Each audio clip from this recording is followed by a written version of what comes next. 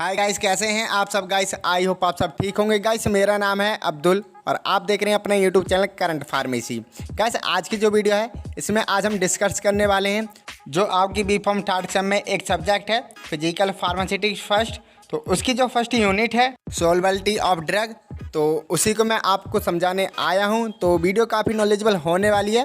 और गाइस, आप एक फार्मेसी के स्टूडेंट हैं और चैनल पे पहली बार विजिट करें तो चैनल आप ही के लिए हैं। चैनल को सब्सक्राइब कर दें और साथ ही साथ बेल आइकन को भी ऑन कर लें। तो देखिए गाइस, सबसे पहले हमें सॉल्युबिलिटी ऑफ ड्रग को समझने से पहले यह जानना होगा कि जो सॉल्यूशन होता है वो क्या होता है। तो गाइस, मैं आपको एक बार जो सॉल्यूशन है उसकी डेफिनेशन बता देता हूं। आप अपनी जो नोटबुक है वो लेकर बैठिएगा, क्योंकि जो वीडियो है ये आज ही काफ़ी नॉलेजेबल होने वाली है।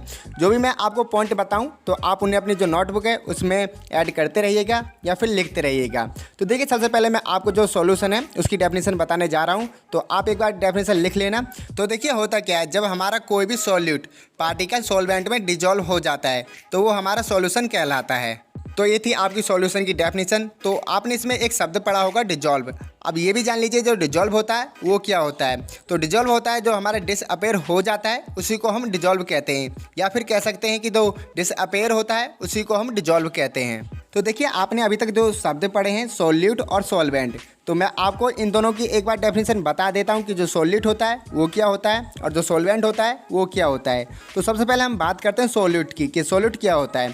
तो देखिए, जो भी पार्टिकल हमारा लेस अमाउंट में होता है उसे हम सॉल्यूट कहते हैं। एक बार नोट कर लीजिए कि जो भी पार्टिकल हमारा लेस अमाउंट में होता है उसे हम सॉल्यूट कहते हैं।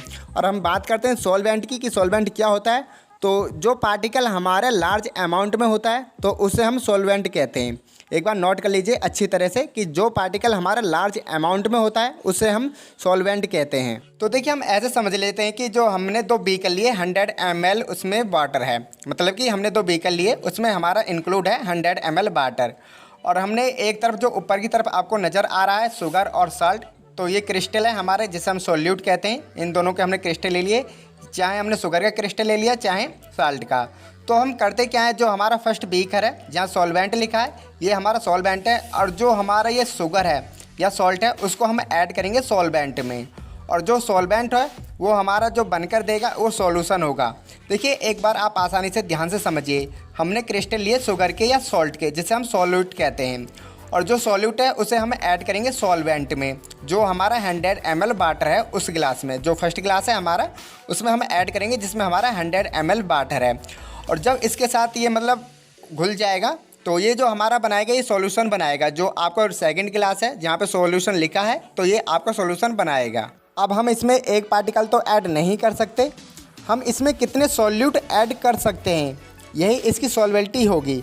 मतलब ध्यान से समझिए, मतलब कोई भी एक मतलब बीकर है उसमें हम कोई भी एक मतलब सॉल्यूट तो ऐड नहीं कर सकते, मतलब जो क्रिस्टल है वो हम एक तो ऐड नहीं कर सकते, हमें उसमें कितने सॉल्यूट ऐड करने हैं यही उसकी सॉल्युबिलिटी होती है। देखिए, अगर आपको अभी समझ में नहीं आया तो मैं एक बार इसकी आपको जो डेफिनेशन है वो बता देता हूँ। आपको जो डेफिनेशन है वो अपनी जो नोटबुक है उसमें ऐड कर लेनी है। तो देखिए, होता क्या है, जितने मैक्सिमम अमाउंट में हम किसी सॉल्यूट को ऐड कर सकते हैं किसी सॉल्वेंट के अंदर तो वह उस सॉल्यूशन की सॉल्युबिलिटी कहलाती है। देखिए, एक बार ध्यान से सुनिए, जितने मैक्सिमम अमाउंट में हम किसी सॉल्यूट को ऐड कर सकते हैं किसी सॉल्वेंट के अंदर तो वह उस सॉल्यूशन की सॉल्युबिलिटी कहलाती है। तो ये थी इसकी डेफिनेशन। अगर देखिए आपको ये वाली डेफिनेशन भी आपको याद नहीं होती है तो मैं आपको एक छोटी सी इंग्लिश में डेफिनेशन बता देता हूँ। तो आप जो ये डेफिनेशन अपनी नोटबुक में लिख लेना, जो है maximum number of solute which can be dissolve in पर 100 ml of solvent it is called off solution. तो अब आप यहाँ पे सोच रहे होंगे कि जो 100 ml है वो कहाँ से आया है। तो देखिए, मैं आपको बता दूं, जो किसी भी सॉल्वेंट का एक फिक्स्ड पैरामीटर होता है, जो यहाँ पर 100 ml लिया है, तो जैसा कि यहाँ पर 100 ml लिया है तो और कुछ भी हो सकता है, मतलब जो उस सॉल्वेंट है उसका एक फिक्स्ड पैरामीटर होगा जो यहाँ पर 100 ml है। देखिए, यहाँ पर आपको एक और चीज़ नोट कर लेनी है जो अब मैं आपको बताने जा रहा हूँ, ये भी काफ़ी ज़्यादा मोस्ट इंपॉर्टेंट है, तो ये भी आपको जो अपनी नोटबुक है उसमें लिख लेनी है। अगर हम किसी सॉल्वेंट को थोड़ा सा इंक्रीज कर दें तो हमें उसकी जो सॉल्यूट की मात्रा है उसको भी इंक्रीज करना होगा, जिससे हमारा जो सॉल्यूशन है वो भी इंक्रीज होगा।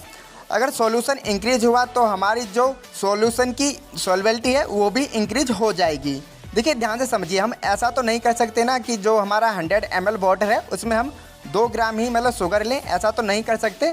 मतलब हमने 100 ml बॉटल लिया और हम 100 ml की जगह ना करके हमें 150 ml बॉटल लेना पड़ा, तो हम ऐसा तो नहीं कर सकते कि हमें उसमें 2 ग्राम ही चीनी मिलानी पड़े, ऐसा नहीं कर सकते ना। तो हमें उसमें जो 150 ml वाटर है उसमें हमें 80 ग्राम मतलब 80 ग्राम चीनी भी मिलानी पड़ सकती है, जिससे हमारी जो सॉल्यूशन है उसकी जो सॉल्वेबिलिटी है वो भी बढ़ सकती है। देखिए आप ऐसे समझ लीजिए कि जो आपके डायग्राम दे रखा है तो ये पूरी तरह से फिल हो रखा है सॉल्वेंट में, तो इसलिए ये एक मैक्सिमम सॉल्यूट है, तो ये इस सॉल्वेंट की सॉल्वेबिलिटी कहलाएगी। मतलब ध्यान से देखिएगा, जो आपको ये डायग्राम दे रखा है ये पूरी तरह से फिल हो रखा है सॉल्वेंट में, तो इसलिए यह एक मैक्सिमम सॉल्यूट है, तो ये इस सॉल्वेंट की सॉल्वेबिलिटी कहलाएगी।